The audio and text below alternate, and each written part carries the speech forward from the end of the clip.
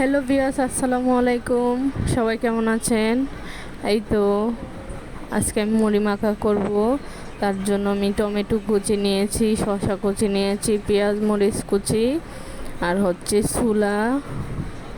ছোলা বুট ছিল, বেগুনি ছিল, পেঁয়াজি ছিল আর আলুর চপ। এই তো আমি এটাকে ভালো করে চটকিয়ে নিচ্ছি।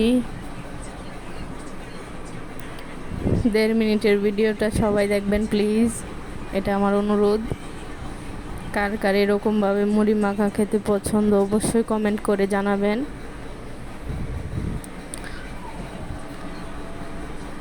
আর এখন এটাতে মুড়িটা দিয়ে দিলাম।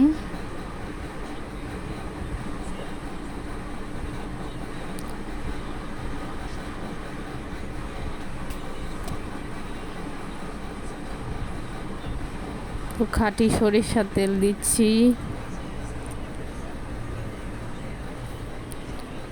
এই তো সবাই ভালো থাকবেন, সুস্থ থাকবেন, আমাদের জন্য দোয়া করবেন।